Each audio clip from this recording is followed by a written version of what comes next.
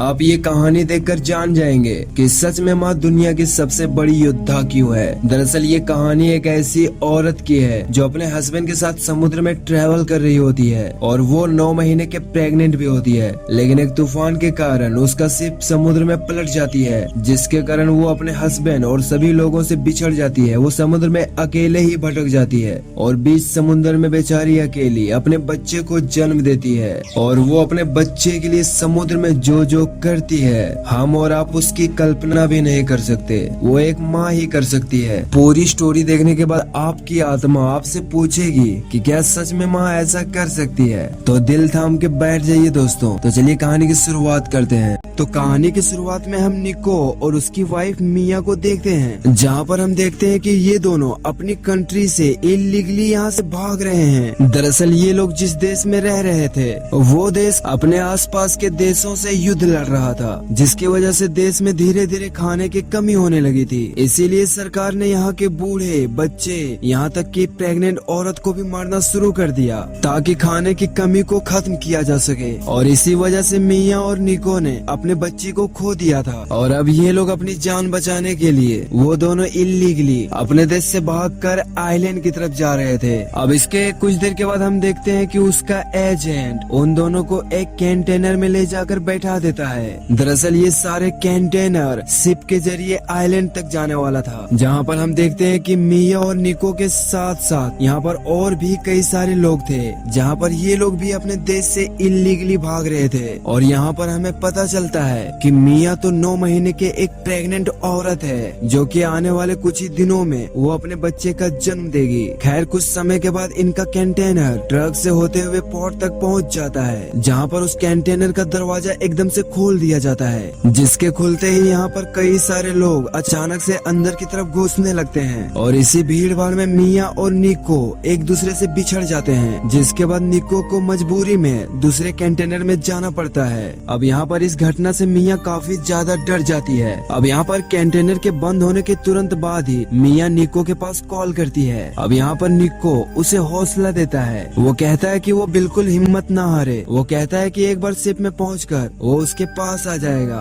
अब निको के इस दिलासे से मिया कहीं जाकर शांत होती है। अब कुछ समय के बाद मिया का कंटेनर उस बोट तक पहुंच जाता है जहां से उनका शिप चलने वाला था, लेकिन इससे पहले उन्हें चेक पॉइंट से गुजरना था, जहां पर पुलिस उस कंटेनर की तलाशी लेने वाली थी। अब जैसे ही एक पुलिस ऑफिसर उस कंटेनर को खोलकर देखता है तो वहाँ पर उसे कोई नहीं दिखाई देता है। असल में उस कंटेनर के अंदर एक सीक्रेट कंपाउंड था, जहाँ पर वो सारे इलीगल तरह से भागने वाले लोग छिपे होते हैं। और यहाँ पर वो पुलिस ऑफिसर भी काफी चालाक था। दरअसल उसे पता था कि लोग यहाँ इस कंटेनर में छुपे हुए हैं, इसीलिए यहाँ पर वो उन लोगों को खुद से बाहर आने के लिए कहता है, नहीं तो वो उन्हें गोली मार देगा। और तभी डर के कारण एक औरत वहाँ का दरवाजा खोलकर बाहर आ जाती है, लेकिन इससे पहले कि वो औरत इस कंपार्टमेंट से बाहर आती, मिया वहाँ पर रखे 2 बड़े बड़े बॉक्स पर चढ़ चुकी थी ताकि नीचे के लोगों की नजर उस पे ना पड़े। इसके बाद यहाँ पर ये पुलिस वाले सभी लोगों को शूट कर देता है, चाहे वो बच्चे हो या बूढ़े हो। वो यहाँ पर अपनी गोलियों से उन सभी को जान से मार देता है। इसके बाद वो पुलिस वाले उन डेड बॉडीज को वहाँ से निकाल कर समुद्र में फेंक देता है, लेकिन मिया अभी भी बॉक्स में छिपी हुई सेफ होती है। इसके बाद ये पुलिस वाले वहाँ से निकलकर इस कंटेनर को बाहर से बंद कर देते हैं। वहीं मिया डरी सहमी सी अभी भी उसी कंटेनर में बैठी होती है। और कुछ देर के बाद वो लोग मिया के कंटेनर को उठाकर शिप पर लोड कर देते हैं। अब यहाँ से मिया की शिप निकल पड़ती है आइलैंड की तरफ। अब यहाँ पर इस कंटेनर में बैठी बैठी मिया वहाँ पड़े कुछ सामान को चेक करने लगती है, जहाँ पर उसे एक ड्रिल मशीन और खाने के लिए कुछ सामान और साथ में एक फोन मिलता है। अब रात होने पर मिया यहीं पर सो जाती है और तभी आधी रात को मिया की अचानक से नींद खुलती है, क्योंकि उसका कंटेनर जोर जोर से हिल रहा था।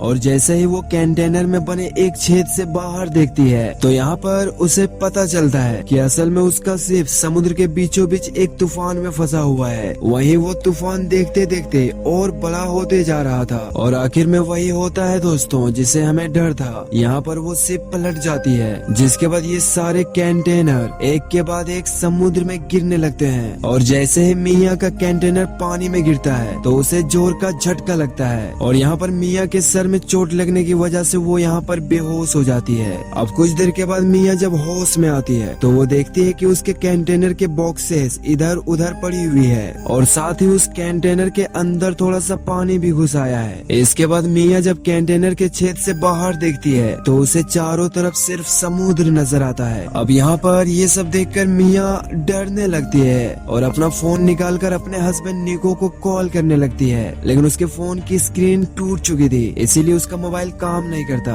और तभी मिया की नजर कंटेनर के नीचे वाले हिस्से पे पड़ती है जहाँ पर उसे 2 छेद नजर आते हैं जिससे लगातार पानी अंदर आ रहा था और अगर यहाँ मिया ने कुछ ना किया तो उसका कंटेनर समुद्र में डूब जाएगा। इसीलिए मिया एक एक करके वहाँ रखे सभी बॉक्सेस को खोलती जा रही थी, जिनमें किसी में प्लास्टिक के बॉक्सेस थे और किसी में कपड़े थे और किसी में टीवी था, वहीं किसी में एयरफोन्स होता है और यहाँ पर किसी में शराब की बोतल भी थी। और फाइनली मिया को यहाँ पर एक टेप मिलती है जिसकी मदद से कंटेनर में हुए छेद को वो बंद कर देती है। और तभी यहाँ पर मिया को बाहर से कुछ लोगों की चिल्लाने की आवाज सुनाई देती है। अब यहाँ पर मिया जैसे ही बाहर देखती है तो उसे मालूम पड़ता है कि अरे ये तो वही कंटेनर है जिसमें मेरा निको ट्रेवल कर रहा था। लेकिन मिया के आंखों के सामने ही देखते वो कंटेनर समुद्र में डूब जाता है। अब यहाँ पर मिया ये देखकर परेशान हो जाती है और यहाँ पर वो एक दूसरे फोन से निको के पास कॉल करके उसे आगाह करना चाहती थी, लेकिन इससे उसे कोई फायदा नहीं होता। अब यहाँ पर वो निको को अपने आंखों के सामने मरता हुआ देख मिया का कलेजा फट जाता है, वो टूट जाती है और उसका दुख का लेवल इतना ज्यादा बढ़ जाता है कि एक बार वो खुद को मारने की डिसाइड करती है। लेकिन तभी वो अपने बच्चे को याद करके ये ख्याल अपने मन से निकाल देती है।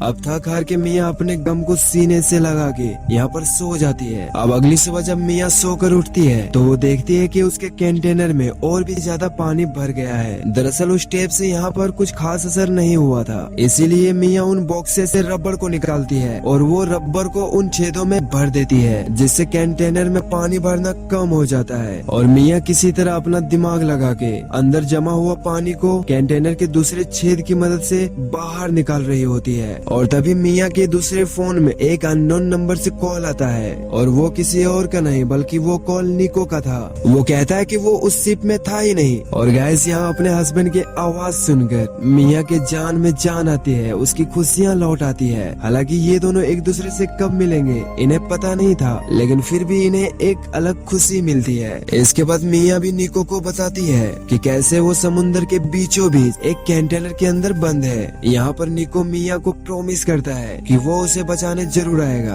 अब निको के कॉल रखते ही मिया के पेट में दर्द शुरू हो जाता है, जिसका सीधा मतलब यही था कि मिया अब कभी भी अपने बच्चे को जन्म देने वाली है। और तभी हम देखते हैं कि समुद्र में आंधी तूफान आ जाता है और उस कंटेनर के अंदर का भी माहौल बिगड़ना शुरू हो जाता है। और यहाँ पर ये कंटेनर तूफान की वजह से जोर जोर से हिचकोले खा रहा होता है और साथ ही कंटेनर में भी पानी भरता जा रहा था। और इसी माहौल में मिया अपने बच्चे को जन्म देती है और यहाँ पर एक माँ अपने दर्द के साथ साथ अपनी बच्ची को संभालती है। इसके बाद यहाँ पर सुबह हो जाती है और हम देखते हैं कि वो एंजल चुप ही नहीं हो रही थी और साथ ही मिया का खाना भी अब खत्म होने वाला था। और तभी मिया के दिमाग में एक आइडिया आता है और वो अपने ड्रिल मशीन से उसी कंटेनर के ऊपर एक छोटा सा छेद बनाने लगती है ताकि वो इस कंटेनर से बाहर निकल सके। अब यहाँ पर मिया ड्रिल करना स्टार्ट कर देती है और आधा एक आटी होती है कि उसका ड्रिल मशीन खराब हो जाता है, वो बंद हो जाता है। अब यहाँ पर मिया चाकू की मदद से कंटेनर को काटने की कोशिश करती है। अब यहाँ पर इतनी छोटी चाकू से इतना मोटा लोहा काटते काटते मिया के हाथों में छाले पड़ जाते हैं, लेकिन आखिरकार मिया उस कंटेनर को काटने में कामयाब हो जाती है। और फाइनली जब वो उससे बाहर निकलकर खुले आसमान के नीचे बैठती है तो उसे बहुत सुकून मिलता है, क्योंकि वो कई दिनों के बाद सूरज की किरणों को महसूस कर रही थी, आसमान की वो खूबसूरती निहार रही थी। इसके बाद मिया अपनी बेटी को भी ऊपर ले आती है और बाहर आने के बाद हमारी एंजल भी रोना बंद कर देती है। और तभी मिया को समुद्र में कुछ मछलियाँ दिखाई देती है। अब क्योंकि मिया के पास खाने का सामान खत्म हो गया था, इसीलिए वो यहाँ पर मछली पकड़ने की कोशिश करती है, लेकिन शुरुआत में वो एक भी मछली पकड़ नहीं पाती। अब कुछ समय के बाद मिया को आसमान में एक प्लेन जाते हुए दिखाई देता है, इसीलिए मिया टीवी की स्क्रीन तोड़कर उसे चमकाने की कोशिश करती है। और तभी लोहे के किनारे से उसके पैरों का मांस कट जाता है और खून बहने लगता है, जिससे मिया को काफी ज्यादा दर्द होता है। अब उन जख्मों से खून को रोकने के लिए पहले तो मिया शराब से वो जख्म को साफ करती है और इसके बाद वो अपने जख्मों को सिल देती है। और सिलते समय मिया को काफी दर्द से गुजरना करना पड़ता है। अब यहाँ पर मिया को एक ख्याल आता है, वो सारे एयरफोन्स को निकालती है और उससे एक जाल बनाने लगती है उन मछलियों को पकड़ने के लिए, और फाइनली वो अपने मिशन में कामयाब होती है। अब इसकी मदद से मिया मछलियाँ पकड़ने लगती है और पीने के लिए बारिश का पानी स्टोर कर लेती है, और नोवा अपनी माँ की दूध पीकर सरवाइव कर रही थी। और इसी तरह यहाँ पर दिन बीतते जा रहे थे,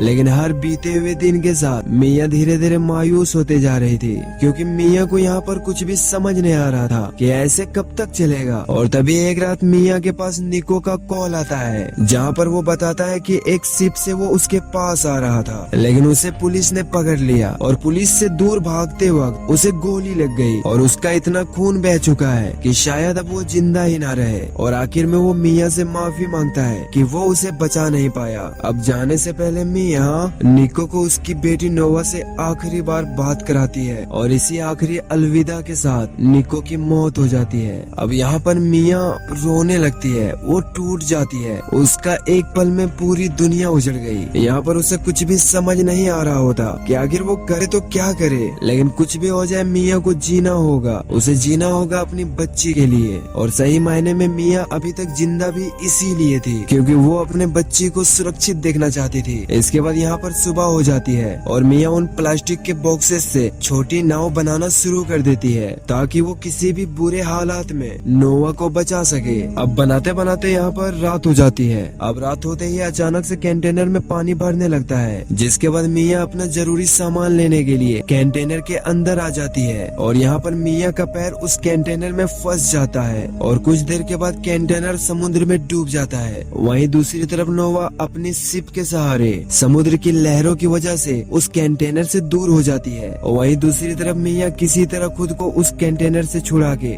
बाहर निकलती है, जहाँ पर वो सबसे पहले अपने बच्ची को देखती है। वो देखती है कि कहीं मेरी जान को कुछ हुआ तो नहीं, और उस छोटी नाव के सहारे तैरते तैरते यहाँ पर सुबह हो जाती है। वहीं मिया की हालत बिगड़ती जा रही थी और इस तरीके से वो ज्यादा दिन तक जिंदा नहीं रहने वाली थी। और तभी हम देखते हैं कि वहाँ से गुजरते हुए कुछ मछुआरे उस छोटी सी बोट को देख लेते हैं, और उसके पास जाकर वो लोग मिया और नोआ को उस विशाल से समुद्र से बाहर निकालते हैं। और जैसे ही नोआ की माँ को होश आता है, वो सबसे पहले अपने बच्चे के बारे में पूछती है, और तभी उसे पता चलता है कि आखिरकार वो लोग आइलैंड पहुंच चुके हैं, क्योंकि वो मछुआरे उसी आइलैंड पे रहते हैं। और कुछ इस तरह से एक माँ अपने बच्चे के लिए उन मुश्किलों का सामना किया और अपने बच्चे को उसने बचा लिया। तेरी बहादुरी को सलाम है मेरी माँ, और तुझ जैसा योद्धा ना कोई हुआ और ना ही होगा मेरी माँ। गाइस, अगर आपको वीडियो थोड़ी सी भी अच्छी लगी हो तो भाई का चैनल को सब्सक्राइब जरूर कर लेना, और अगर आप भी अपनी माँ से बेपनाह मोहब्बत करते हो तो कमेंट में माँ जरूर लिख देना। थैंक यू गाइस, मिलते हैं कल नई वीडियो के साथ। तब तक बाय, खुदा हाफिज, टेक केयर।